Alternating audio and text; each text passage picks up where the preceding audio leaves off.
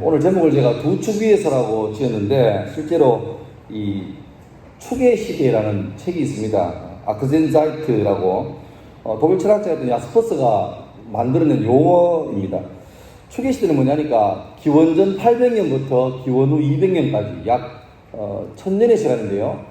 그 1000년의 시간 동안에 당시에는 지구에 이 지역 저 지역 간의 교통과 물류가 발달하지 못해서 서로 교류가 없을 때입니다. 우리가 아는 것처럼 황하 문명이나 인더스 문명이나 그렇게 문명이 발달했을 텐데, 이상하게 지구의 기능사 가운데 이 축의 시대라고 하는 한 1000년 사이에 각 지역에서 종교적 사상적인 개념들이 쫙 일어난 거예요. 그러니까 뭐 이건 제가 이제 목사지만 인류학 입장에서 말하면 인류의 어떤 사상적인 큰 스승이 되는 예수님을 비롯한 많은 사람들이 거의 동시대에, 우리가 볼 때는 뭐 예수님이랑 석가가 한 600년 차이 나는데 긴 것 같지만 전체로 봐서는 아주 짧은 시간이거든요. 근데 뭐 중국의 노자, 장자나 공자나 석가나 예수님이나 소크라테스 이런 분들이 거의 동시대에 각 지역에서 다 생겨났고, 그때 만들어진 사상이 후일에 수천 년간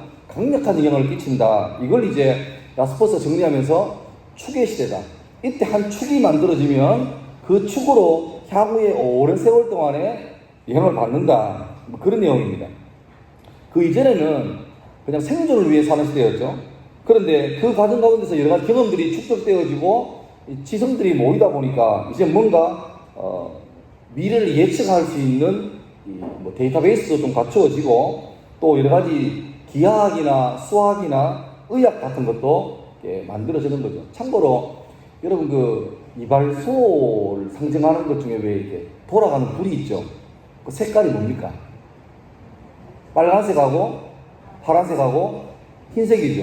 우리 그냥 이발소 표시로 하는데 실제로 그 표시는 이발소 표시가 아니라 병원 표시입니다. 빨간색은 동맥, 파란색은 정맥, 흰색은 붕대를 말한대요. 그러니까 예전에는 따로 병원이 없고 병원이라고 생긴 곳에서 이발도 하고 치료도 하고 다 했던 거예요. 근데 이제 병원과 이발소가 분리되면서 떨어졌는데 그 병원을 가는 그 상징이 이발소에 넘어가는 그런 케이스죠. 하여튼 그런데 축의 시대가 되면서 좀 사람의 생각이 더 고차원적이 되고, 그래서 도대체 사람은 어디에서 왔는가?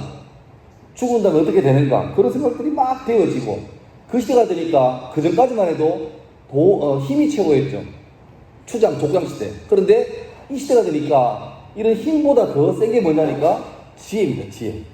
그 솔로몬 같은 경우에도 지혜가 많은 왕이 되니까 전 세계에서 솔로몬 한번 뵈려고, 솔로몬한테 사인 받으려고 자기 나라에 많은 보물을 가지고 찾아오는 그런 역사가 있는데, 솔로몬 당시에도 역시 지혜가 최고로 존중받는 그런 시대였죠.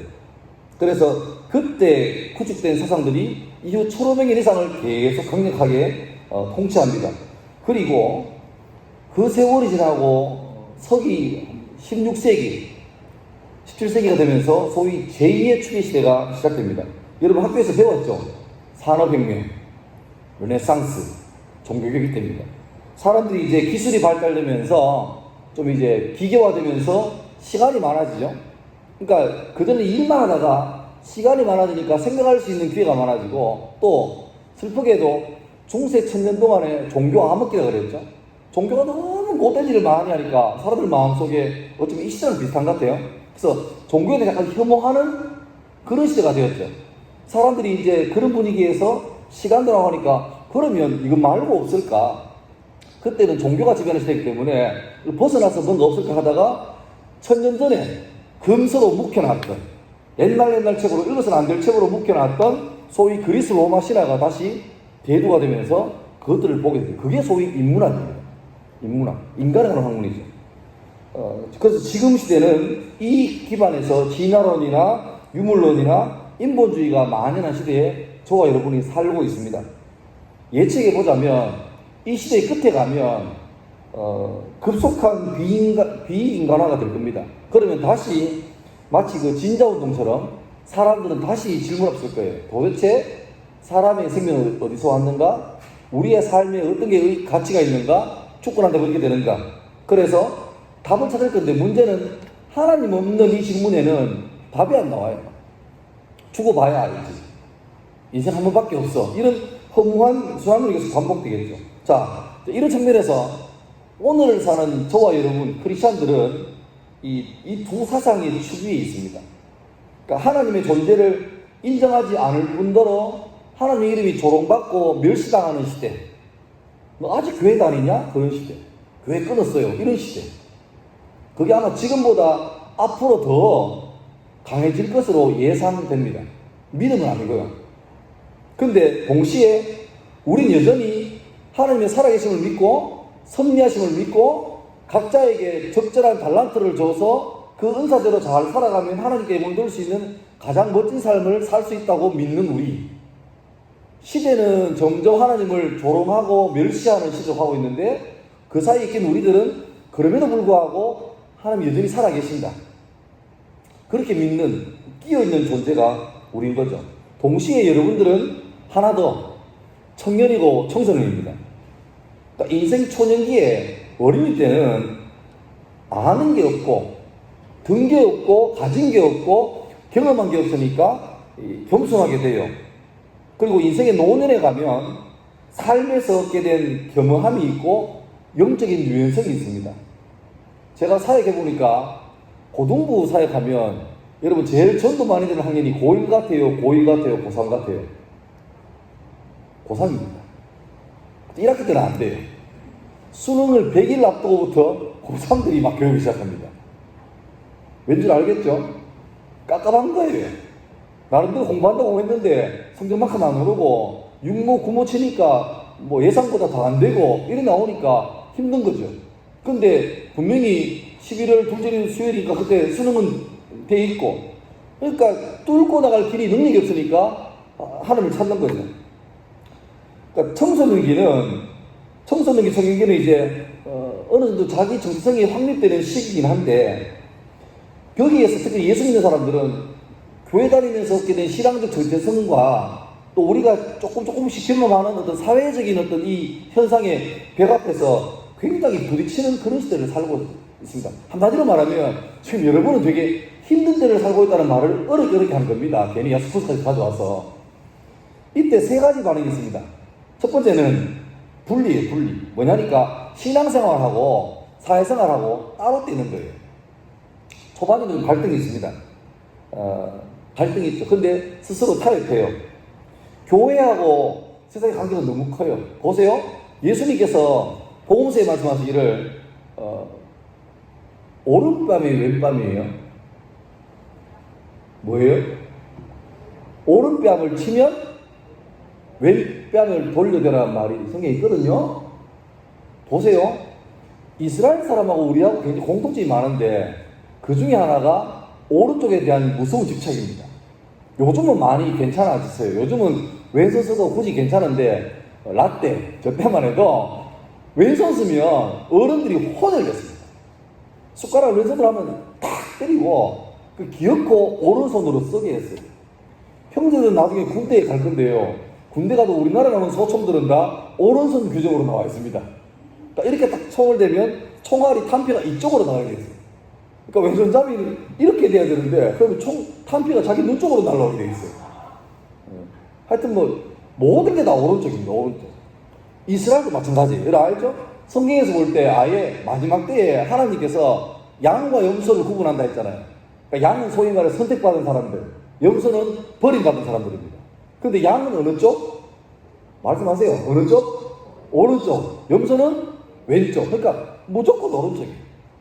사사기에 보면 왼손잡이 사사 에웃이라는 사람이 나옵니다. 유명한 사람이에요. 근데 그 왼손잡이란 말은 있네요 이렇게 되는데 그 왼손잡이란 말의 히브리어 원어를 보면 왼손잡이란 말이 아니라 오른손에 장애가 있는 그런 말이에요. 그러니까 이 사람 거의 그냥 기계적으로 오른손을 써야 하는 데는 운명입니다. 자 보세요. 돌아와서 예수님 말씀하시기를 너 중에 누가 오른쪽 뺨을 맞거든 왼뺨을 돌려대요. 자 잘 따라오세요. 생각해 보세요. 오른뺨을 맞아야 되면 아마도 예상컨대 상대방도 오른손잡이일 건데 어떻게 해야 오른뺨을 오른손으로 맞을까요? 어떻게 해요? 그렇죠. 내가 이게 오른손이잖아요. 상대 오른뺨이 이쪽인데 이걸 이렇게 때리는 사람은 없죠. 이렇게가 아니라 이게 왼쪽 때니까 이렇게 손등으로 이렇게 때리는 거예요. 여러분 요즘 학교에서 체벌이 없잖아요. 내가 선생으로 아시긴 하지만 예전 저 체벌 참 많을 때인데 뭐 남중 남고 나왔으니까 그때 엉덩이 맞고 이런 거는 뭐 그냥 하루 일고 합니다. 근데 참 이게 엉덩이를 맞아도 되는데 딱히는 진짜 이건 좀 모멸감을 느끼잖아요.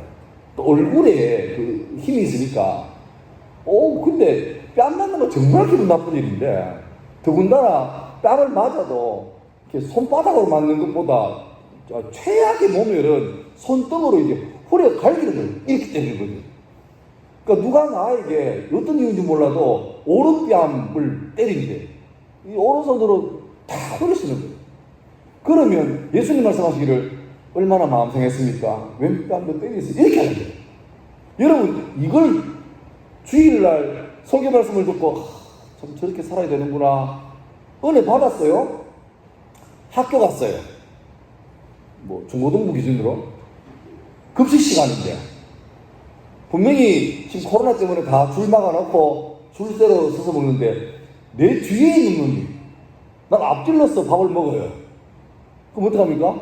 분노가 치입니다. 이게 오른밤 왼밤 정도가 아니고 그냥 어차피 급식이란 게 옛날에는 집에서 도착사 가면 좀 잘 사는지 못 사는지 오늘 반찬 괜찮은지 못 괜찮은지 낫잖아요. 오늘 분홍 소세지 사가면 밥 먹기 전에 기도할 때 어떡합니까? 품에 품고 기도합니다. 주여. 이걸 오픈하고 기도하면 기도하는 순간 다 휴고되고 사라지고 없었어요. 그러니까 그런데 지금은 급식 시대니까 똑같아요. 니꺼 내꺼. 먼저가 한들 좋은 거 받겠습니까? 똑같아요. 근데 어제 그 말씀에 은혜 받고 주의 사람으로 살겠습니다라고 각오해놓고도 당장 급식 받아 먹을 때 한 칸 앞지른다고 막 속에서 막 분노를 하고 그런 게 우리 모습이거든요. 그게 솔직히 우리 모습이에요. 우리 예수님도 아니니까. 그러면 교회에서 들은 주의 말씀과 삶에서 살아가는 우리의 성격이 너무 차이 나니까 처음에는 괴롭지. 손해보는 것 같고.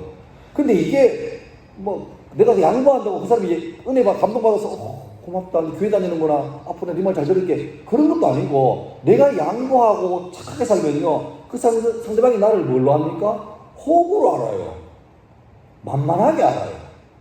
나는 끊임없이 용서하고 배려하고 양보하는데 상대방이 그러면 몇 번 하다가 내한테 와서 야, 나 몰랐다. 이러는데 만만하게 생각하고 소문납니다. 한 번에 왕따가 전교의 왕따가 되기는 얼마 안 걸립니다. 그런 시대를 살고 있어요. 그러니까 점점 자기도 살아야 되니까 바뀌는 거죠. 주일에는 성도로, 평일에는 안 성도로 이렇게 사는 거예요. 그거 참 불편해요. 그런데 살다 보니까 처음에 불편했는데 한 주, 한 달, 1년 지나면 점점 더 강도가 약해져가지고 나중에는 뭐 괜찮아요. 괜찮아요. 그리고 나중에는 자기는 이미 그렇게 살고 있어요. 주일날 교인, 주중에는 아닌 사람. 근데 자기 밑에 있는 후배들이나 뭐 와가지고 갑자기 그렇게 열심히 막 평일에도 예수 믿는 사람처럼 살려고 애를 쓰는 사람 보면 불러가지고 참 대단하다. 그렇게 격려하지도 못할 만큼 뭐를 합니까? 나도 그래 봤는데 소용없더라. 적당하게 해라. 이런 일까지 나갑니다. 그런 일은 주변에서 제가 많이 보고 들어요. 그게 분리입니다. 두 번째는 회피예요. 회피. 뭐냐 하면 은혜 받고 세상에 학교에 나갔는데 너무 세상이 하나님의 지배가 없는 것 같고 죄 같아. 죄 덩어리야. 그래서 회사에서 일하고 학교에서 공부하는 게 싫어요. 죄에 오염되는 것 같아. 극혐이야. 그래서 이 친구들은 수요일날 교회 와가지고 주여 지난 월, 화, 수까지도 세상에 떨어 살면 죄를 졌습니다. 용서하십시오 하고 저와 함께 있는 게 너무 좋습니다 하고 은혜 받고 가요. 또 이틀 있다가 금요일날에 와가지고 주여 지난 목, 금 이틀 동안 또 저 너무 힘들었습니다. 주여 여기가 너무 좋은데 은혜 주십시오 하고 가요.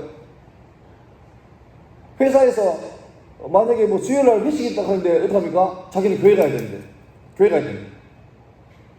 그렇게 되는 거죠. 그러니까 그럴수록 점점 더 수요 예배, 금요 예배, 특별 새벽기도에 열심을 내면서 그까지 괜찮은데 내가 살고 있는 직장 생활이 불편해지는 거야. 안 맞는 것 같아 나하고. 악순환이죠. 그래서 이런 사람들 대부분 나는 뒤늦게 어디 갑니까? 신학교 갑니다. 결국 내가 간 곳은 주의 집이었어. 이러거든요. 뭐 그게 옳고 그르고 판단을 떠나서 세상을 그렇게 본다는 거예요. 회피. 죄 많은 세상은 내 집 아니래. 썩어질 세상, 불탈 세상. 이렇게 생각하는 거예요. 세 번째의 안목은 바로 분리도 아니고 회피도 아니고 개혁으로 본다는 거죠. 개혁적으로. 세상에 들어가면 그렇게 살고 이런 것도 아니고, 세상은 죄 많은 거 더러운 것도 아니고, 세상은 내가 사명을 이루어야 될 현장으로 보는 겁니다. 하나님께서 나를 선택하시고 내게 은사를 주신 까닭은 지난주에 말했지만 교회에서 중등부, 고등부, 청년부, 대학부에서 빛과서 온다는 거 아닙니다. 어디에서? 세상에 빛과서 온다는 거예요. 그래서 내가 일주일에 시간을 많이 보내는 직장, 학교, 거기는 공부하고 돈벌이 하는 그 현장이 아니라, 그 현장에서 돈도 벌지만 더 중요한 건 그리스도인다운 삶을 보여주는 것, 선전하는 것. 그래서 누가 우리 과에서, 우리 반에서 예수 믿는 사람이 누구야라고 말할 때 제일 일바로 내가 들어와야 돼요. 내가 들어와야 돼요. 목회자를 성직자로 부르잖아요. 개인적으로 그것도 좀 불만입니다. 그거는 좀 캐톨릭 시스템인데, 목회자를 성직자라고 하고 아는 사람을 평신으로 하는데 이거는 아니에요. 근데 이제 그렇게 좋게 말씀 주시는 거죠. 감사해요. 근데 잊지 말 거는, 목사들이 성직자 그러면 아는 사람들은 아닙니까? 아닙니다. 우리는 목사가 하나님의 거룩한 일을 하는 목사로 부름받는 것처럼, 주부는 가정에서 주부의 일로 하나님께 거룩한 부름을 받은 거고, 학생은 내가 이 학교라는 현장에서 예수 믿는 사람답게 공부하고 배워야 될 사명으로 부름받은 거예요. 그러니까 어디 있든지 간에 그 자리가 바로 하나님께 부름받은 자리다. 그래서 늘 하는 말이, 주일 예배 드리는 것처럼 학교에서 공부하고 직장에서 살고 그렇게 사는 게 우리의 살아갈 목적입니다. 그걸 천직이라고 해요. 천직입니까? 하여튼 천한직군이 아니라 하나님께로부터 부름받은 사명감이다. 그렇게 말합니다. 여러분, 오케스트라가 이제 공연하기 위해서 연습 많이 하죠. 근데 이제 무대에 올라와서 다 세팅되면 가장 기준을 잡는 게 있습니다. 오보에라는 게. 오보에가 A 음이 제일 이렇게 정확합니다. 그래서 오보에가 소리를 딱 내죠. 그러면 그 소리에 맞춰서 현악기, 관악기, 타악기가 차례대로 조율을 쫙 합니다. 그래서 그러니까 아무리 연주를 잘해도 처음에 튜닝이 조율이 안 돼 있으면 열심히 할수록 점점 더 불협화음이 나서 듣기 싫어요. 그런데 조율이 잘 되면, 아마 연주 구경하러 온 사람이 이렇게 기다렸는데 자기끼리 조율하다고 막 징징거리면 좀 불편할지 몰라요. 근데 그걸 지나야, 조율이 된 상태에서 연주를 해야 듣기 좋은 소리가 되는 거죠. 어쩌면 예배, 수련회, 이건 뭐냐니까, 이 불안하고 불편한 시대를 사는 여러분들이 지금 나는 잘 가고 있는가, 나는 잘 서서 살고 있는가를 조율해보는 시간인데, 오케스트라의 수십 가지 악기가 오보의 A음에 딱 맞추는 것처럼 이 자리에 모여 앉은 우리 모든 사람은 우리의 기준이 뭐냐? 4차 산업혁명 시대에 AI를 바라보고 빅데이터를 보고 클라우드를 보고 이게 아니라, 하나님 믿는 사람들의 가장 삶의 기준은 주의 말씀, 성경인 줄 믿습니다. 그래서 내가 그 말씀 앞에 잘 서고 있는가를 재보는 거예요. 그래서 성경을 캐논이라고 해요. 캐논, 척도, 자가 삐뚤어지면 다 무너지는 거죠. 그러니까 진리 되시는 주의 말씀이 딱 서 있는데 그 말씀 앞에 내가 잘 살고 있는가를 재어보면 두 개가 기준하고 내가 안 맞으면 기준을 바꾸는 게 아니라 내가 기준에 맞춰야 되는 거예요. 그래서 성경 말씀은 창세기부터 요한계시록까지 딱 끝난 다음에 더 이상 증거판이 없습니다. 요한계시록 마지막 말씀으로 딱 끝이 났어요. 뭐 어떤 사이비단체에서 내가 풀었다 이래가지고 성경 말고 또 뭘 만들어내고, 그건 전부 다 가짜예요. 이미 성경은 딱 말씀 자체가 완료가 됐습니다. 그리고 그 깨끗한 기준에 우리 삶들을 맞춰보면 되는데, 아까 말했지만 그 맞춰놓은 과정에서 끊임없이 우리는 타협하고 싶어요. 지난하면 좀 이렇게 되지 않았습니까? 라고 자꾸 맞추고 싶어 하는 게 인간의 죄성입니다. 오늘 읽었던 본 말씀에서 베드로라는 사람, 유명한 사람이죠. 이 사람 중에서 어떻게 우리가 이 시대를, 청소년 청년 시대에 살면서 믿음 따로, 삶 따로 안 살고 소중한 내 시간을 잘 관리할지에 대한 인사이트를 얻기를 바랍니다. 뭐 잘 아시겠지만 베드로는 갈릴리 바다에서 고기 잡는 어부였죠. 형제 안드레가 있었고, 근데 안드레가 먼저 세례 요한의 제자로 들어갑니다. 근데 거기서 활동하다가 세례 요한이 예수님을 발견한 다음에 보라, 세상죄를 지고 가는 하나님의 어린 양이라 한 다음에 안드레가 세례 요한 제자에서 예수님 제자로 갈아타요. 그리고 그 가서 너무 좋으니까 자기 형제 베드로에게 와서 와보라 전도합니다. 엄밀히 말하면 안드레가 그 선배죠. 근데 12제자 가운데 예수님은 베드로를 만나자마자 베드로에게 너 이름 뭐냐? 시몬인데요. 너 베드로 해라. 반석이라 해라. 너 아주 큰 힘을 될 거야. 라고 새로운 이름을 지어주십니다. 그 다음에 승승장구합니다. 뭐 예수님이 자꾸 베드로에게 잘 대해주시고, 특별히 또 아주 12제자 같이 다니다가 특별한 때는 이 중에서 3사람만 따로 데리고 가요. 그게 바로 베드로와 야고보와 요한이죠. 이 사람, 심지어 여기는 안드레도 안 낍니다. 따로 데리고 가서 예수님이 아주 능력 있는 사역들을 직접 목격하게 합니다. 그리고 한 번에 예수님께서 야, 사람들이 나를 어떻게 말하냐? 이렇게 물어보죠. 그때 사람들이 예수님을 다른 사람들은 엘리야입니다, 예레미야입니다, 선지자입니다. 그것도 되게 극찬이. 그렇게 말할 때 그걸 더듬동 만두하시고, 근데 너희는 나를 어떻게 생각하니? 그렇게 질문을 딱 왔을 때 베드로를 지목 안 했는데 굳이 베드로가 먼저 나서서 주는 그리스도시고 살아계신 하나님의 아들입니다라고 예수님 앞에 딱 맞는 말을 해요. 그때 예수님께서 칭찬하죠. 네가 복이 있다. 내가 네 믿음이란 반석 위에 교회를 세우고 천국에서 내게 주겠다. 천주교에서 이걸 가리켜서 베드로가 일대 교황이라고 말하는데, 그거는 베드로에게 열쇠를 준 게 아니고 베드로와 동일하게 믿음의 고백을 한 사람에게 천국문을 여는 열쇠를 준다는 거예요. 그런데 그 일이 있은 다음에 완전히 베드로는 월탑을 찍은 거죠.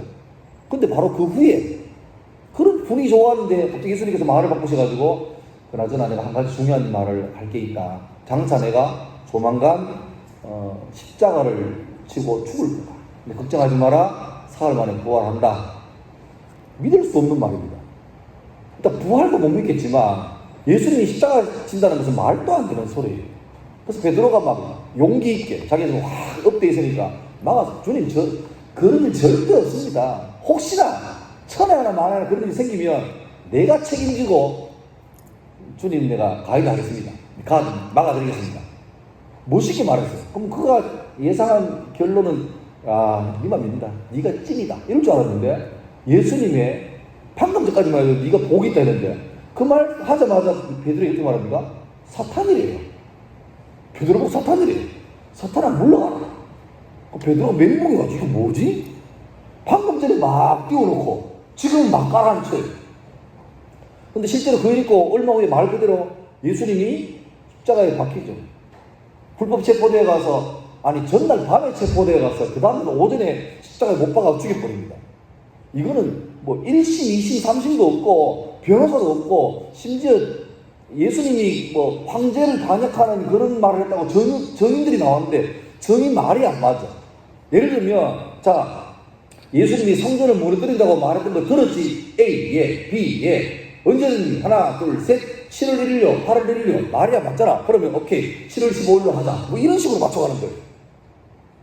그 말할 때 예수님 옷 뭐 입었니? 흰색이요, 흰색 나시티요, 검은색 잠바요. 그럼 회색으로 하자. 이렇게 어거지로 그러니까 처음부터 결론을 내놓은 각본을 가지고 예수님을 죽이러 가는 거죠. 그러니까 베드로가 그 일을 멀찍이 보고 있는데 잘 아시는 사건입니다. 예, 보고 있는데 같이 불제전 한 사람이 나 아저씨 아는데 예수랑 같이 그 사람 아니에요? 겁이 나죠. 지금 예수님은 뻔하게 죽음의 길로 달려가는데, 그래서 응급길에 부인 사람 잘못 봤네요. 뭐 저는 흔한 인상이라서 하고 차를 피해요. 다른 데서 좀 있다가 또 다른 사람이 나 아직 봤는데 예수님 제자 같은데요. 어휴, 무슨 그런 말씀은 큰일 납니다. 아유, 조심하세요. 하고 또 자리를 피해요. 마지막이 결정판이죠. 예수님의 12제자 가운데 가룟 유다를 제외한 11명이면요 전부 다 북쪽 유다 지역 사람이에요. 가룟 유다가 북쪽 갈릴리 사람이고 가룟 유다만 남쪽 유대 사람이에요. 쉽게 말하면 가룟 유다는 서울 사람이고 나머지 11명은 전부 다 대구 8명, 경산 2명, 영천 1명 그쯤 되는 거예요. 그러니까 딱 말투가, 여러분 제 성에 들어봐도 제가 서울 사람 같아요, 대구 사람 같아요?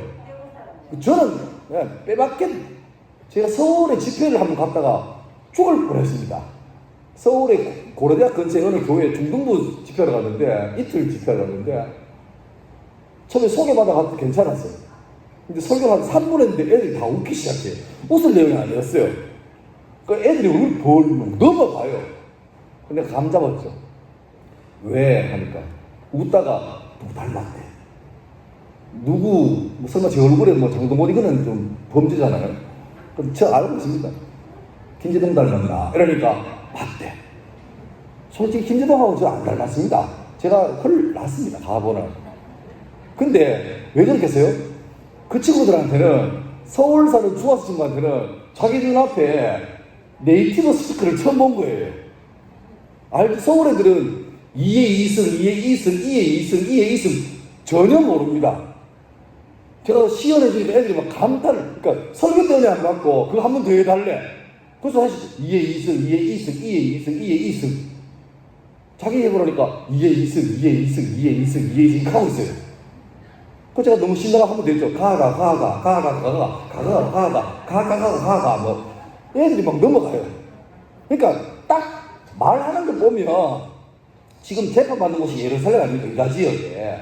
그러니까 서울 강남 아닙니까? 근데 베드로는 입을 열면 딱 사투리가 나오는 거예요. 그러니까 그 세 번째 한 질문하는 사람이 네 말하는 거 보니까 너 갈릴리 사람 맞네. 그 이제 베드로가 이거는 사람 잘못 본 것도 아니고 말로 잡아드니까 전부 다 거기 표준어선에 했니? 뭐 이런 사람이 혼자 했나? 이러니까 이거 꼼짝없지. 그러니까 베드로가 너무 당황스러우니까 더 세게 부인하는데 저주합니다. 내가 저딴 걸 안다고? 내 손에 장을 지져라. 나는 저런 것도 절대 모른다. 내가 막. 근데 딱 그 순간에 새벽이 다 돼가니까 잠을 시큰 잔 닭이 나가지고 아침을 깨웠죠. 꼭기요. 이미 그 상황은 예수님께서 예언하신 거예요. 베드로 막 깜짝댈 때, 베드로야 나대지 말해. 너 조만간에 닭이 두 번을 전에 날 3번 부인할 거다. 섭섭합니다 예수님. 제가 어떻게 가니까 지켜봐라. 근데 정확하게 3번째, 난 예수 몰라요. 난 저딴 인간 몰라요. 그 딱 말할 때 닭이 한 번도 아니고 3번도 아니고 딱 2번 깨어오르요. 그 순간 저쪽에서 재판도 아니지, 일방적으로 린치당하는 예수님의 피부 먹던 얼굴에서 예수님의 눈과 부인하고 있던 베드로의 눈이 딱 아이컨택이 됩니다. 어땠을까요? 베드로 마음이. 자기가 그렇게 예수 앞에서 수제자라고, 내가 대표라고 떵떵거렸는데 자기 진짜 모습은 차라리 말이 하지 말지, 장담이 하지 말지 박살난 거죠. 예수 십자가 못 박히시고 사흘 후에 부활하시죠. 심지어 부활하신 예수님께서 숨어있던 제자들에게 찾아가서 만나십니다. 베드로도 있었겠죠. 있었습니다. 만났습니다. 근데 여러분, 그때 예수님 만났을 때 예수님과 그 나머지 제자들이 어떻게 대화하는지는 잘 안 나와요. 단지 그냥 예수님이 유령 아니거든, 나 정말 부활했거든, 확인해 볼래? 그러면서 숨을 내뱉으셨다. 그 정도. 그리고 도마에게는 네가 꼭 내가 이게 빵꾸난 손과 옆구리를 봐야 믿냐? 이러면서 좀 나무라시고 그랬어요. 만약에 저는 잘 모르겠지만 그때 베드로만 어땠을까요? 나타나셔가지고 얘야 참 믿기 힘들었지, 너는 보는 것처럼 부활했다 라고 했을 때 그 구석에 있던 베드로, 보통 같으면 제일 앞에 와서 주님 진짜 부활했네요 축하합니다 이랬는데, 그때 베드로 마음은 다 쪼글쪼글해진 거예요. 그리고 그 일 있고 얼마 후에 베드로는 3년도 지난 시간이 지났지만 고향으로 낙향합니다. 그 옛날 예수님께 부름받을 때 예수님 따라간다고 자기는 어부였는데 어부의 가장 귀한 생명과 같은 배와 그물을 버려두고 예수 따라갔어요. 다시는 이런 일 안 한다. 고기 잡는 게 아니라, 생계를 위해 고기 잡는 인생이 아니라 영혼을 위해서 사람의 영혼을 구원한 일을 내가 평생을 바치겠다. 멋있잖아요. 그래 갔는데 3년 만에 쫄딱 망해서 버린 배, 버린 그물 다시 와서 수술하고 있습니다. 그리고 할 게 뭐 있습니까? 다시 고기 잡죠. 평생을 전문업으로 살아왔는데 이상하게 그날 따라서 하나도 안 돼요. 3년 만에 감을 잃었나? 감을 잃어도 어떻게 그렇게 안 될 수 있습니까? 밤새 고기 한 마리도 못 잡았어요. 신기하지 않습니까? 갈리바에 고기가 많을 건데 베드로가 그물 던질 때마다 고기가 다 도망가는 거예요. 밤새. 차라리 고기가 잘 잡히면 열심히 하면서 힘들지만 몸이 힘들면 마음에 스트레스가 없잖아요. 여러분도 그렇잖아요. 막 스트레스 받을 때 노래방 가서 노래. 설마 여러분 노래 소리가 듣기 좋지는 않잖아요. 근데 왜 노래합니까? 막 과음 지르면서 막 말 달리자 막 하면서 이렇게 잊어버리는 거죠. 왜 또 술을 마십니까? 막 꽐라대가지고 으악 하면서 막 다 잊어버리다는 거죠. 물론 깨면 다시 남지만. 그런 거예요. 베드로가 차라리 일을 바쁘면 그거 좀 잊어버리려 했는데 할수록 고기도 안 잡히고 새벽만 또렷해지는 거예요. 동이 벌써 토는 시가 다 되는데 밤새 아무도 없었는데 누가 한 사람 말하죠. 저쪽에서 고기 좀 잡았습니까? 한 마리도 없습니다. 오른쪽에 한번 던져보십시오. 보통 같으면 이게 말 안 들어요. 왜? 자기가 전문가인데. 근데 이미 베드로는 뭐 바닥 난 거죠. 뭐 누군지 상관없고 여기서 한 번 더 던진들 안 던져도 의미 없잖아요. 그래서 한번 던져봅니다. 던지니까 안 당겨오죠? 저는 바닥에 걸렸나 싶었는데 힘내보니까 막 낚시하는 이 손만 한 마리 두 마리 걸린 손만하고 급이 안 되는 그물을 잡았는데 뭔가 지진한 일이 진동이 느껴지는 거예요. 당겨보니까 막 물고기들이 어떻게 그 많은 물고기가 밤새 도망다니는지 몰라. 푸득거리죠. 그때 당겨 올리다가 요한이 외칩니다. 주님이시다. 예수님 처음 만날 때하고 똑같은 상황입니다. 단지 차이는 처음 만날 때 예수님은 깊은 곳에 그물 던지라 그랬고 지금은 오른편에 그물 던지라 그거밖에 차이 안 나요. 똑같은 상황이에요. 그래서 요한이 알았죠. 같이 왔던 요한이 예수님이다! 그 말 듣자마자 베드로는 당기다 말고 바로 바다로 뛰어듭니다. 우리가 하나 알 것, 유태인 이 팔레스타인 지역은 인류교차가 워낙 크기 때문에 유대인들에게 겉옷은요 단순하게 외투가 아니라 이불입니다. 이불. 특히 베드로처럼 밤새 일하는 사람은 새벽에 너무 기온도 떨어지고 이슬이 내리기 때문에 많이 추워가지고 거의 담요 같은 겉옷을 걸치고 일하는 거예요. 그럼 보세요. 이 바삭한 어부 베드로가 주님이다 그러면 마음 급해요. 노져서 못 가겠어. 빨리 가야 되겠어. 수영도 잘해. 그러면 이승이 바라봤겠으면 겉옷을 벗어놓고 가볍게 해야 되는데 얼마나 베드로가 몸과 마음이 혼란스러운지 겉옷을 입은 채로 뛰어듭니다. 예수님과 베드로 같은 배의 거리가 약 90m입니다. 그냥 가도 90m는 쉽지 않은데 여러분 쉽게 말하면 히말라야 900파가 있고 물에 뛰어내린대요. 그러니까 자꾸 당기기 밑에서 죽을 힘을 다해서 베드로가 일바로 갔습니다. 그리고 남은 세자들은 고기를 다 끌어올린 다음에 배를 타고 유유히 왔죠. 그러면 일바로 왔으면 베드로가 예수님 손잡고 반갑습니다. 너무 보고 싶었습니다. 이렇게 서로 감사를 나눠야 되는데 일바로 도착한 베드로는 예수님께 오긴 왔는데 너무 어색해.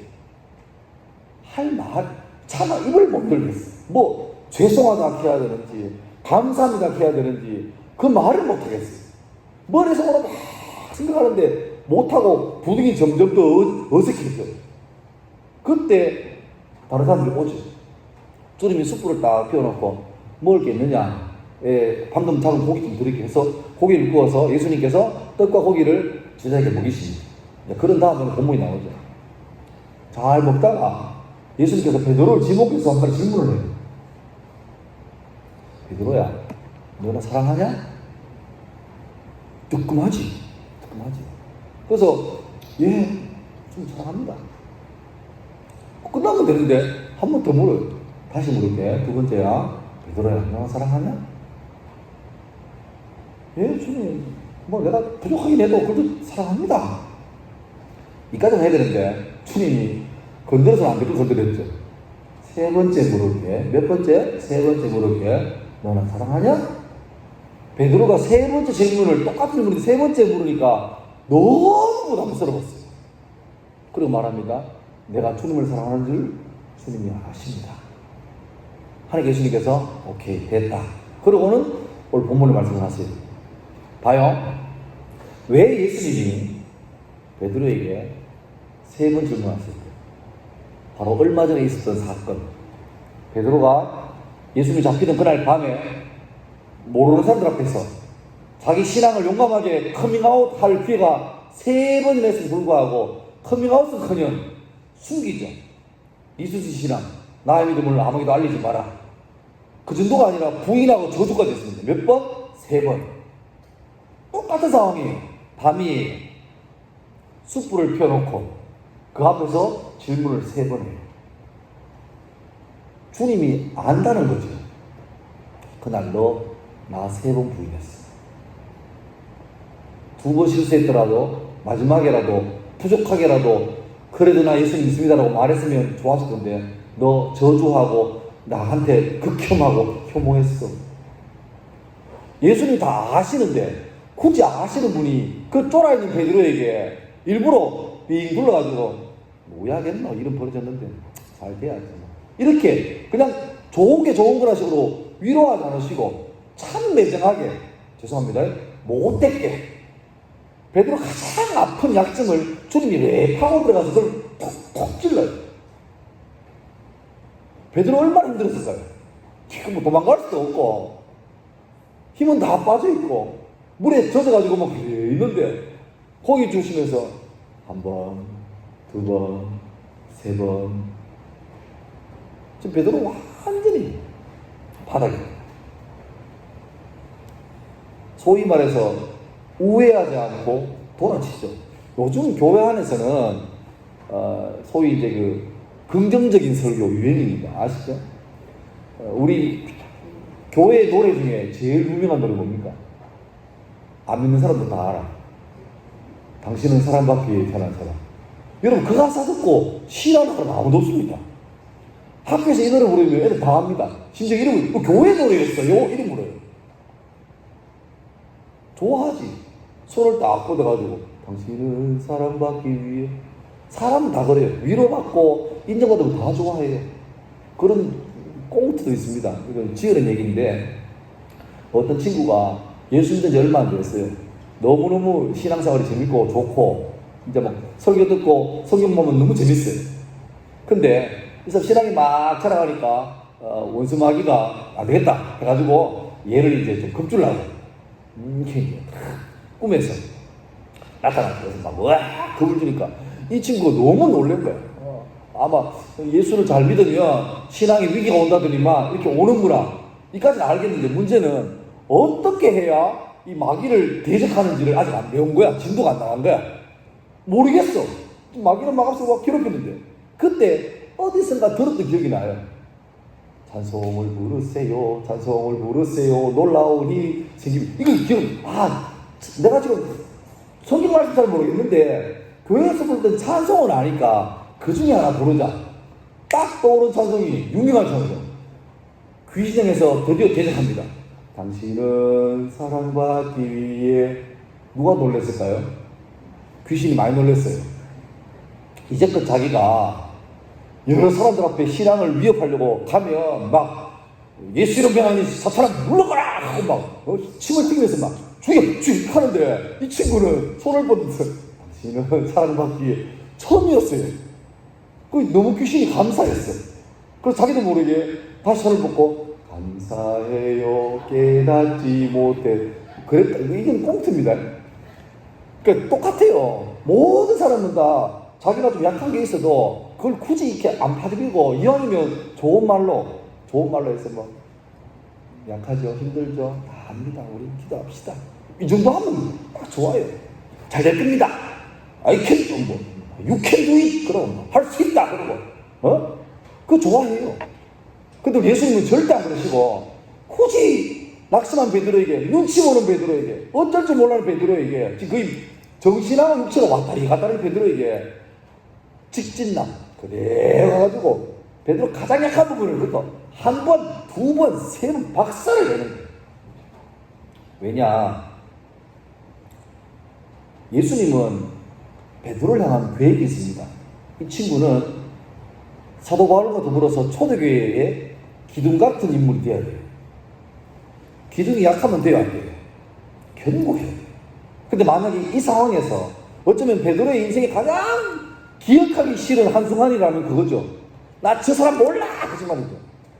근데 이게 예수님께 확실히 치료받지 않고 어물쩍어물쩍 막 대잡으라 앞으로 잘하면 되지. 이래 넘어왔다면 지나갔어. 나중에 이제 막 교회를 세우고 다니며 설교할 때 열심히 여러분 믿음이 쉽지 않습니다. 낙심되고 고난당하고 실패해요. 근데 여러분 힘내십시오. 주님 여러분 함께 하십니다. 라고 말했는데 그러고 돌아와서 앉았는데 마귀가 와서 니는 아이고 웃기고 있다. 내가 니를 아는데 니가 그런 말을 해? 그날 너 예수 세운 부인했잖아. 아이고 너 그런 말은 자기 없거든? 이렇게 앞버리면 베드로 어떻게 될까요? 양심이 있다면 조만간에 지는 정신분열 옵니다. 정신분열 옵니다. 목사의 딜레마는 그거예요. 목회자로 설교자로 세운 사람은 주의 말씀을 전하잖아요. 정말 제일 좋은 케이스는 그거예요. 그런 게 이제 그 간디라는 인도 사람이죠. 간디가 전 국민의 존경받을 때 어느 아줌마가 오셔가지고 상담을 했대요. 선생님, 우리 애가 사탕을 너무 심하게 좋아하는데 잘 때도 사탕 먹어 자는데 이 때문에 난리가 나요. 선생님이 한 번만 우리한테 야야 사탕 너무 많이 먹으면 네가 다 썩는다. 그러니까 좀 적게 먹으렴. 말해주면 들을 것 같으니까 한 번 좀 말해주세요. 딸을 데리고 왔어. 근데 간디가 예 어머니 그러면 일주일 뒤에 오시라. 어머니 이해가 안 되지. 바로 말하면 되는데 뭐 그렇지만 다시 왔어요. 일주일 뒤니까 무슨 PPT 하면서 다 사탕이 왜 해로운가? 이것도 아니고 그냥 애 보고 얘야 사탕 많이 먹는다면서 예 이단아가 좀 줄여 예 끝났어요. 그 어머님이 물었어요. 아, 선생님 이 말을 지난주 하시면 됐지 왜 그러냐고 그러니까 예상되죠? 어머님 사실 저도 사탕을 참 좋아합니다. 내가 좋은데 나는 못 끊는데 애 보고 끊으라기 너무 미안하잖아요. 그래서 지난 한 주간 동안 내가 힘들지만 사탕을 꼭 참았습니다. 그러니까 그게 간들이 더 유명해야 된다는 거지. 어쩌면 저를부터 성경으로 그래야 됩니다. 치열하게 살고 내가 정말 말씀 앞에 바로 서고 그래서 확인된 다음에 하는 능력이 있는데 죄송하지만 나도 인간인지라 100% 그걸 못해요. 그걸 무슨 줄 압니까? 그 설교를 해야 되는데 했어. 다 성도들이 좋아하고 은혜 받았어. 근데 이게 앉아서 기도하면 내 마음속에 다 예외 없이 마귀가 와서 다 조롱합니다. 성목사 니나 잘하세요. 니는 개뿔 못하면서 말만 잘해요. 예수의 죽으면 입만 물에 떠요. 가벼워서. 이런 조롱에서 계속 와요. 나 같은 게 이런데 베드로 같은 사람이 얼마나 영적 도전이 심하겠습니까? 근데 베드로가 그 순간에 힘든다고 그 치료하는 게 힘들다고 넘어가 버리면 베드로는 중간에 잘 가다가 실패할 겁니다. 크게 무너질 거예요. 주님이 그거 아니까 베드로 힘든 거 알지 아는데 우회 안 하시고 직진하시는 거예요. 바로 치는 거죠. 여러분 요즘은 회개가 많이 없는 시대가 됐습니다. 심지어 회개가 뭐죠? 죄를 하나님께 고하고 용서를 구하는 건데 요즘은 죄를 죄로 생각 안 할 수가 됐으니까 실수래요. 병이래요. 유행이래요. 예수 믿는 사람도 같이 말려가요. 성경에는 죄라 했는데 우리가 살았을 때 누구도 죄라 안 그래. 그럼 여러분 누굴 따라야 돼요? 진리된 성경을 따르는 게 크리스찬 아닙니까? 크리스찬이란 말은 그리스도에게 속한 사람이라는 말이거든요. 예수님 말한 대로 살고 지는 사람이 크리스찬인데, 그렇게 말하면서 정작 우리 살아가는 삶 가운데 기준은 하나님 말씀 진리보다 내 경험, 사람들의 어떤 인식, 사회 풍조가 더 많은 게 사실입니다. 그러니 뭐가 없어요? 능력이 없지. 성경대로 살고 예수님 말씀하신 대로 살아야 말씀하신 능력이 나타나는데, 능력은 다 알고 있는데 그렇게 안 살고 그렇게 살라 그러니까 무슨 그런 말씀을, 그러면서 적당하게 내가 맞는 식으로 해석을 따라 해요. 그렇게 살면서 자기는 잘 산대. 근데 딜레마는 잘 산다 생각하는데 능력은 없어요. 예수 믿는 너희 가운데 있는 소망의 이유를 묻는 자에게 대답할 걸 준비하라 그러는데 가장 좋은 대답은 뭐예요? 우리 삶이에요. 근데 보여줄 게 없어요. 보여줄 게 없어요. 그런 문제가 생기는 거예요. 제가 이렇게 돌아오지 않고 바로 치고 들어가는 거 할 때마다 생각나는 얘기가 있습니다. 예전에 저희 막내딸이 어릴 때 집에서 좀 까불다가 다쳐가지고 이렇게 머리가 이렇게 좀 이렇게 째져가지고 피가 많이 났어요. 급한 김에 새벽에 영대병원 응급실에 갔죠. 가서 여기 뭐 응급으로 이제 마취하고 이렇게 집었어요.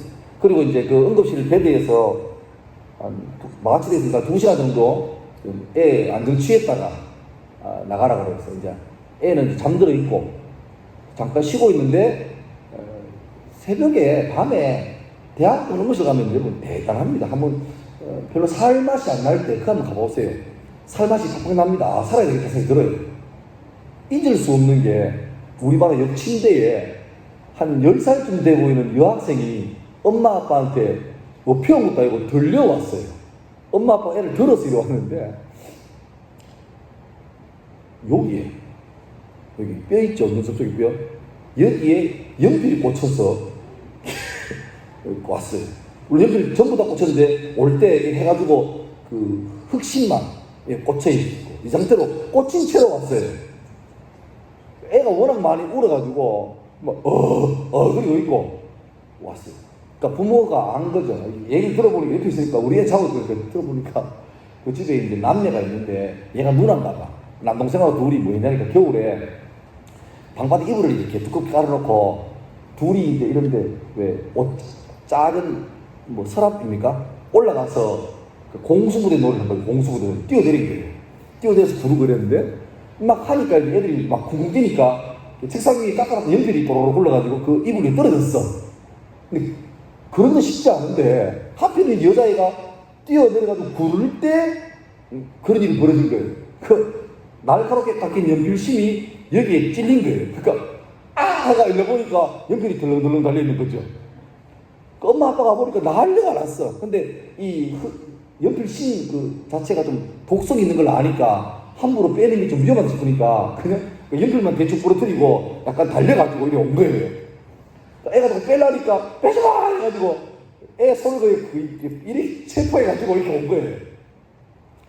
왔는데 의사가 여기는 마취가 안 된대요. 예상되죠? 그래서 엄마 아빠에게 말합니다. 꽉 잡아 있어. 그래서 엄마 아빠가 손을 들어잡고 애 머리를 양쪽씩 눌러가지고 안 움직이게. 이 상태에서 의사가 되게 과감하대요. 뭐 이렇게 뭐 들어간다 이런 거 없어요. 그냥 직진이에요. 바로 연필 좀 뺐어요. 빼니까 아프죠? 하죠. 그 다음 문제가 이게 좀 찢어져 있으니까 이 사이로 가위 같은 건데 찝는 가위가 있어요. 벌리는 가위가 있어요. 그걸 양쪽에 벌렸어요. 그러니까 찌르는 부분이 남아있고 안에 그 연필 심 흔적이 남아있어요. 생피부 안에 피도 나고. 근데 그 다음에 한 번 했어요.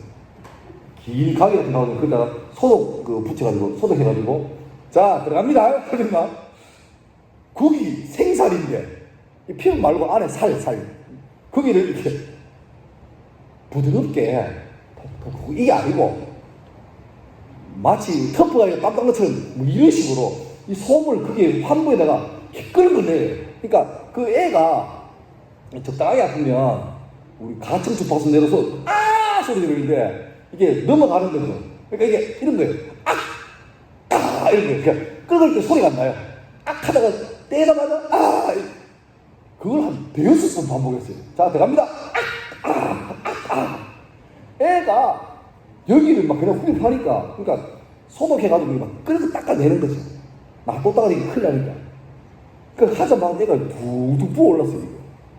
그래서 다 닦아낸 다음에 깁고, 여기다가 이제 이렇게 반창고 발라가야 되는데, 애가 눈이 툭툭 부어있어요. 여러분, 그 상황에서 의사가 애 아픈가 알고, 그러니까, 잘 되겠지. 잘 될 거야. 자, 호, 불자, 호, 이렇게 될까 안 될까요? 애를 살리려면 그 고통 감수해야 되죠. 어머니, 아버지도 우리 딸 소리가 안 날 정도로 울부짖는데 불쌍하다고 못하겠습니다. 놔두세요. 이러면 애 죽이는 거예요. 예수님 마음에, 예수님도 베드로가 자기의 다시 떠올리기 싫은 과거를 굳이 호입하는 게 유쾌하지 않은 줄 알지만 이대로 놔두면 베드로는 평생 원수마귀에 조롱거리밖에 안 돼요. 그러니까 힘들더라도 베드로에게 가서 끝까지 상처를 보려내고 흡입하는 거죠. 여러분, 우리의 삶이 하나님 은혜 가운데 회복된다는 말은 결과적으로 말하면 하나님의 형상이 회복되는 거거든요.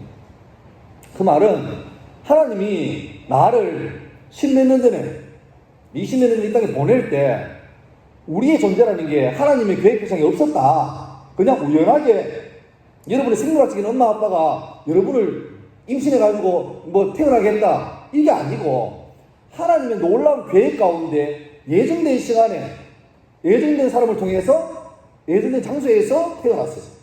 여러분이 지금 현재 이 시간에 대구에 살고 있고 여러분이 이 교회에서 중등부, 고등부, 대학부, 청년부 있는 거는 재수 없게 우연하게 되다 보니까 된 게 아니라 하나님 놀라운 계획 안에 그대로 있는 그 사실을 여러분 반드시 믿음으로 수용할 수 있기를 주 이름으로 축원합니다. 그리고 이렇다는 말은 이 과정을 통해서 주님 내게 원하시는 계획이 있다. 내게 원하는 꿈이 있다. 그걸 인정하고 과연 그러면 그게 뭔지에 대해서 고민하고 기도하고 살피며 이렇게 해서 실험해보고 저렇게 해보면서 찾아가는 것, 그게 필요하죠. 근데 그 과정에서 참 어려운 게 뭐냐? 아까 처음에 다시 가져옵니다. 내가 주의 뜻 안에서 주님이 얘기하신 길을 가서 원하는 한 되고 싶은데 그게 소원이 하나 있는데 세상에서 들려오는 소리는 달라요. 세상에는 하나님 인정 안 하니까 그저 성공이죠. 성공, 만몬. 하나님 인정 안 하니까 하나님 그에게 독특하게 준 달란트 인정해요, 안 해요? 안 해요. 그래서 뭐죠? 요즘 핫한 거, 잘 되는 거. 그래서 요새 그런 말도 나왔잖아요. 문송합니다. 알죠? 문과라서 죄송합니다. 이과 가면 취업할 때도 많고 좋은데 문과 가면 갈 데가 없대. 그래서 문송합니다. 우리 집에 저하고 제 아내하고 문과 출신입니다. 원래 대학 간 우리 큰딸 문과 출신입니다. 고3인 아들 문과입니다. 중학교 1학년, 중학교 3학년인 막내 두 딸도 독실한 문과입니다. 우리 집은 독실한 문과입니다. 그럼 우리 잘못 태어났습니까? 하나님 우리에게 문과 성향을 줬습니다. 우리는 수학 극혐합니다. 시그마 이런 것만 루트 보는 순간도 힘듭니다. 우리는 글이 좋아요. 글이 좋고 책이 좋아요. 그러면 그때 판단해야 되죠. 아들 불러가지고 얘야 내가 목사인데 하나님께서 니한테 준 기질은 분명히 문과 쪽인데 그래도 시대가 이러니까 너는 이과로 가거라. 그게 옳은 말일까요? 고민돼요. 여러분의 고민입니다. 그러니까 그런 하나님이 준 은사에 대한 내 개념이 없으면 이것밖에 안 들리거든요. 심지어 집에 엄마 아빠가 예수 믿고 같은 교회 다니는데 불구하고 엄마 아빠가 주는 메시지 줘서 이럴 때가 많아요. 야 요새 이과가 대세란다. 요새 뭐 문과 가서 쓸데없다 한다. 취직을 못 한단다. 취직을 못 하면 장가를 못 가요. 아 슬픈 사람. 그러니까 이과를 가거라. 그렇게 들려와요. 그러니까 여러분은 계속 지금 이 추비에 두 추비에 서 있는 사람이에요. 여러분의 가치 판단의 기준이 주의 말씀이 될 거냐 아니면 주의 말씀하고 정면으로 위배되는 세상에 많은 소문이 될 거냐. 고민, 갈등 한가운데 여러분이 서 있습니다. 마치 여러분이 서 있고 앞에 길이 쫙 두 갈래 있는 거예요. 근데 이 길은 비슷하게 가는 것도 아니고 아예 다른 길이에요. 이 길로 갈지 이 길로 갈지. 세상에 많은 소문들이 심란하고 또 조급하게 만들지만 저는 목사로서 여러분에게 권면합니다. 그럼에도 불구하고 여러분 삶을 통해서 지금도 여전히 시퍼렇게 살아계시는 주님을 여러분 삶으로 증가할 수 있게 되길 주의 이름으로 축원합니다. 그러기 위해서는 중심 이동을 해야 돼요. 하나님 앞에 불안하지. 이쪽으로 몰빵하려니까 불안해요. 그래서 많은 사람들이 적당하게 소위 계란을 나누어 담아라는 것으로 푼자투자합니다. 예수 믿는 것도 조금 하고 세상의 어떤 트렌드 좀 하고. 근데 문제는 아까 말했듯이 이 두 길이 같이 가는 게 아니라 갈라지기 때문에 내가 양다리 걸쳐놓으면요 다리가 째져요. 그러니까 차라리 이쪽을 선택하면 이 미래를 버려야 되고 이쪽을 선택하면 이거는 아닌 거예요. 그 결단을 여러분도 해야 되는데 얼레벌레 미루다 보면 대부분 다 이리 가요. 그런데 우리가 성경하는 것처럼 다니엘이 뜻을 정하여 그 뜻이 뭡니까? 내가 왕이 주는 진미를 먹고 보장된 출세기를 살 것인가? 아니면 개고생하겠지만 그럼에도 불구하고 주님 있는 믿음에 몰빵할 것인가? 여기에서 다니엘은 뜻을 정하여 그래서 예정된 고난을 스스로 자초하는 사람이었어요. 에스더라는 여성은 어떻게 운 좋게 재수 좋게 감사하게도 왕비가 됐죠. 그런데 위기가 왔습니다. 자기 민족을 몰살시키는 위기가 왔는데 자기는 위기에 있는 것 자기만 있다 보면 아무도 몰라요.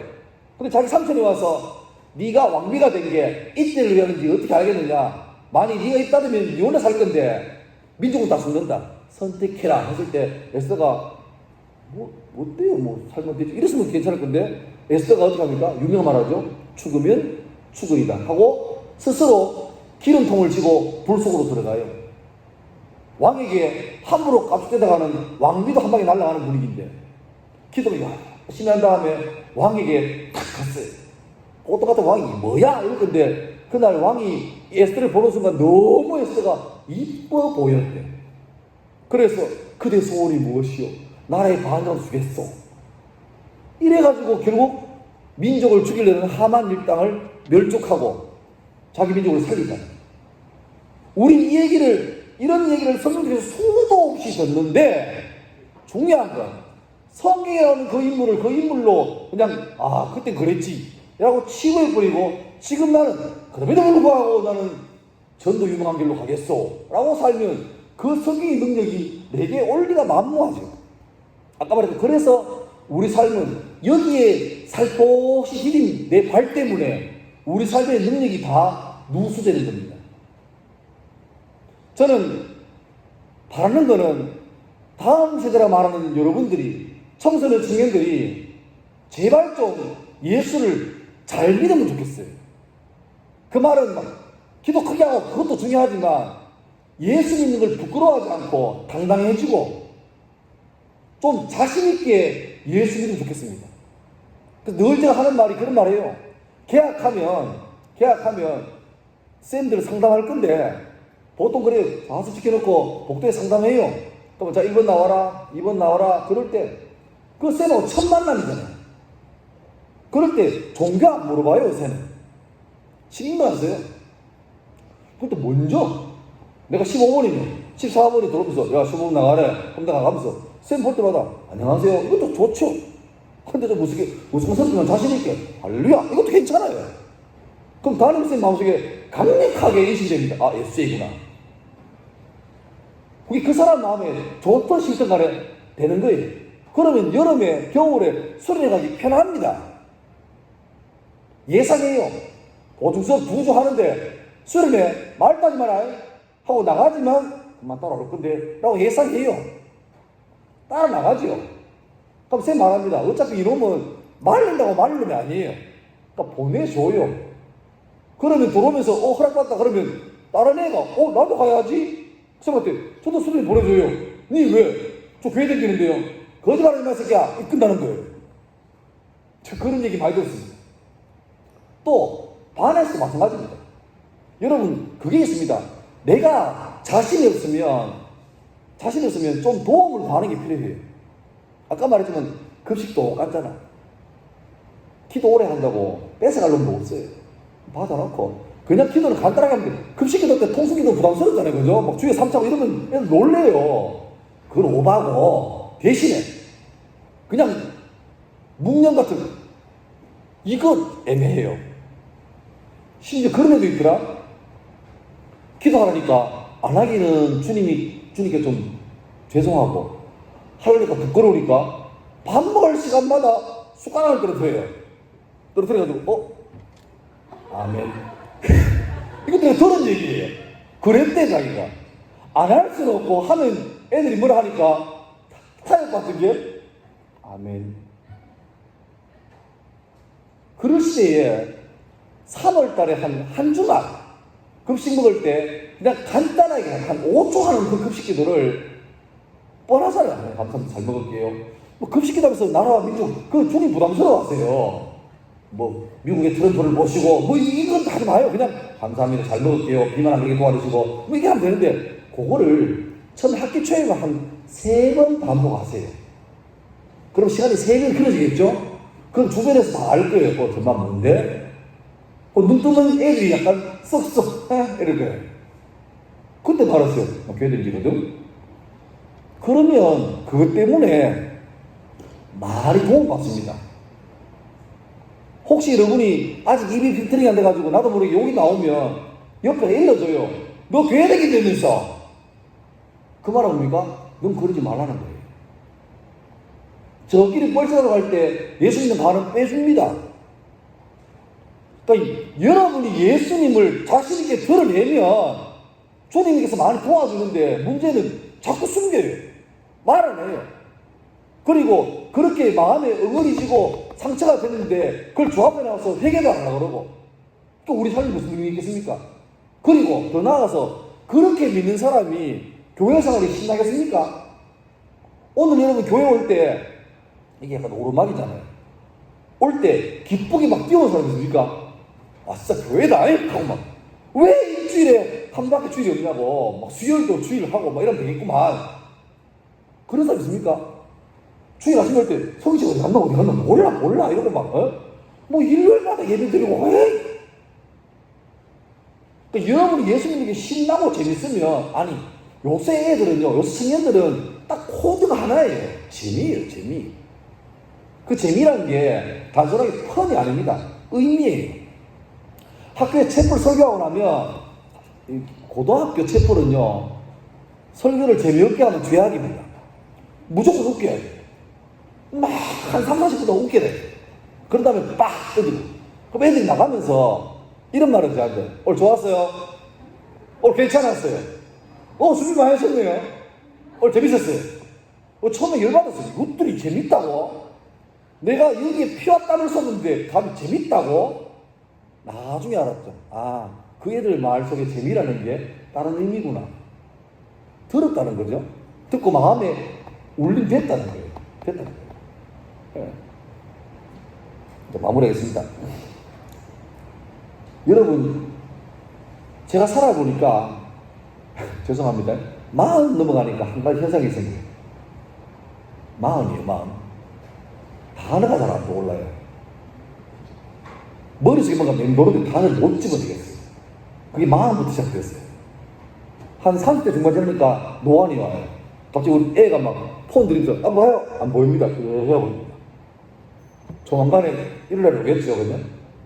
살아보니까 하나님께서 때에 맞게 적당히 지었다는 게 여러분 중학생, 고등학생, 청년 때가 제일 인생에서 인풋이 많을 때예요.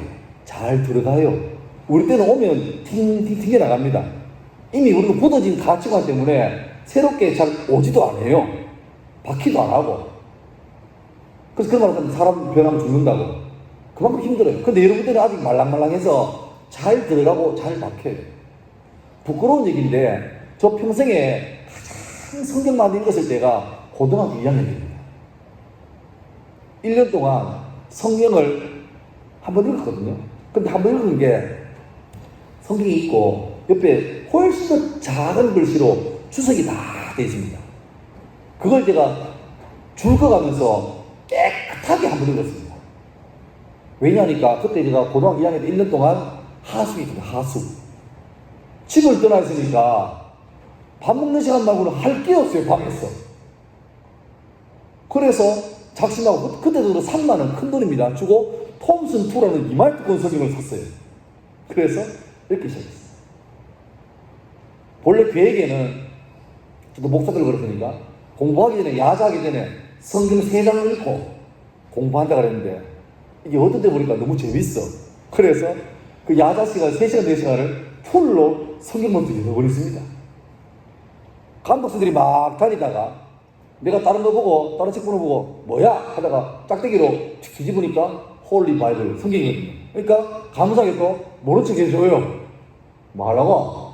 목사님 근데요 할렐루야다 하고 그랬어요. 근데 그때 봤던 성경이 아직도 제 머릿속에 남아있어요.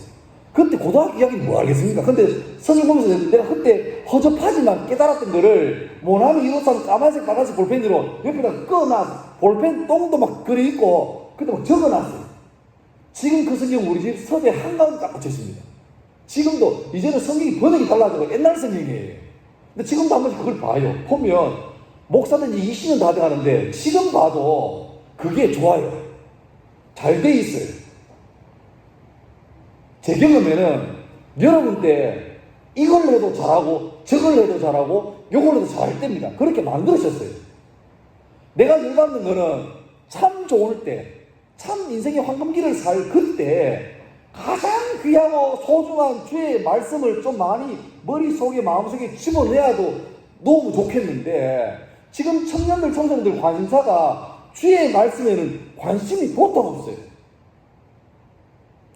목사님 나와가지고 자막 안 띄우고 구약 웨일서 찾아라. 못 찾습니다. 목사님 제 성경에는 웨일서가 없습니다. 이딴 소리 하고 있습니다.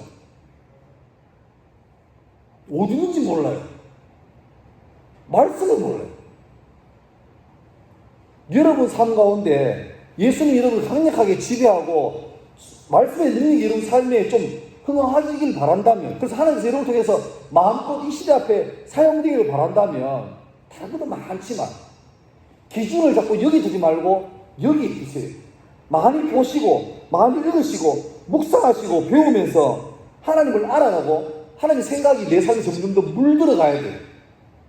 그래야 자꾸 우리를 두 축에 세우고 혼란스럽게 하고 위기를 주면서 야 요새 이게 어딨냐 이쪽으로 넘어와 이게 대세야라고 말할 때 주신 말씀 가지고 믿음 확신 가지고 그래도 이게 간다 라고 말해서 다니엘처럼 에스더처럼 한 시대가 완전히 여기 기울었음에도 불구하고 한 사람의 믿음의 고백이 글들에 밝혔던 것처럼 이 어려운 시대에 세상에 법이 교회를 핍박하는 법이 통과되려고 그러고 죄가 죄로 인식되지 않고 병으로 인식되고 성향으로 인식되고 그렇게 있던 시대 가운데 여러분 제발 거기에 같이 휩쓸려 가지 말고 나도 옛날에 교회 다녀봤는데 별 수 없더라 이런 소리 하지 마시길 바랍니다. 지금 우리나라의 안티기독교의 대표적인 사람들 전부 다 중학교 때, 고등학교 때, 대학교 때 대학부 회장가 된 인간들이 교회를 안 다니는 사람이 아니고 다녀도 제대로 다니는 사람들이에요. 근데 왜? 그 기간 동안에 자기 엄마 아빠가 목사고 장로고 집사에서 교회 다녔지만 그 시간 동안에 세례받고 임원도 했지만 중요한 건 그 임원이 아니고 세례가 아니라 주의 말씀이 자기 마음을 안 떨어뜨려 놓으니까 변화가 안 되는 거죠. 그래서 끝까지 버티다가 자기가 선택할 수 있는 자유가 주어졌을 때 미련 없이 교회를 버리고 온 거죠. 많은 사람이 그런 사람 보고 타락했다 그래요. 저는 반대입니다. 타락 아닙니다. 그 사람이 예수 믿은 적 없는 사람이에요. 우리도 마찬가지예요. 지금은 소복하게 앉아있지만 이 중에서 좀 더 세월이 지나서 여러분이 신앙을 선택할 수 있는 자유가 주어지면 과연 몇 사람이 남았을지 몰라요. 그 기준은 내가 교회를 뭐 몇 년 다녔다 이게 아닙니다. 때가 지나기 전에 골든타임 지나기 전에 주의 말씀이 살아있는 게 여러분이 먼저 읽고 듣고 묵상하면서 아 주님이 살아계시는구나 내 기도에 응답하시는구나 좋은 분이시구나 이게 확증이 돼야 평생을 갈 힘이 있는 겁니다. 예배 많이 듣는 거 좋은 거 아니에요.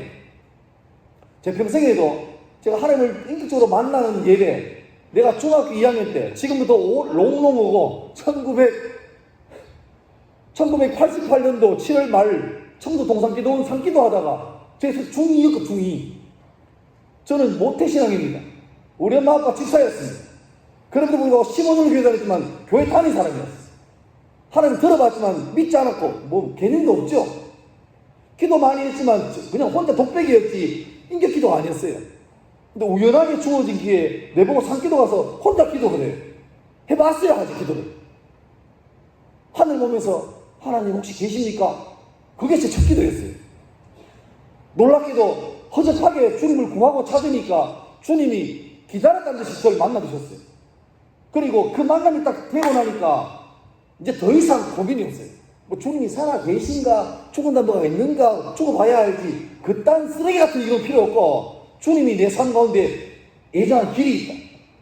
뭔지 모르지. 어떻게 해요? 뭔지 모르니까 열심히 살아야 돼요. 이것도 해보고, 저것도 해보고. 저 목사 되기 전에 꿈 많았습니다. 성악도 하고 싶었고, 노래 못해서 탈락. 천문학도 되고 싶었고, 의사 되고 싶었지만 공부원에서 탈락. 뭐 이랬지만, 목사 됐죠. 첫 목사 됐을 때도 저는 그거 하고 싶었어요. 음악 목사. 막 참 멋있게 살아가면서 할렐루야! 이러고 싶은데, 목이 너무 약했어요. 근데 목회했죠? 신방도 재밌었는데 하니까, 뭐, 그래요. 근데 우연하게, 전사부터 한 번도 안 빼놓고 중고등부를 했어요. 그러다가 어느 날 학교에서 연락이 왔어요. 목사님, 우리 학교 와서 좀 애들한테 강의 좀 해주시죠. 그래서 간 게 2008년도에 3월 1일, 2일이었어요. 그것도 처음에는 교사도 아니었습니다. 근데 하다 보니까 재밌어. 예수님 애들한테 막 하니까 막, 어떻게 믿어요? 하니까 막 열받고 막, 야, 너 지옥 갈래? 뭐 이러고 재밌는데 하다 보니까 방법도 생기고 하다 보니까 또 저한테 교고직을 할 수 있는 기회가 왔어요. 그래서 했죠. 그때부터는 교사가 됐어요. 세상에 월급을 학교에서 줘요. 감사하게도. 지금은 계속하면 계속 줘요. 1년 전에는 더 줘요. 호봉되면 더 줘요. 감사하죠.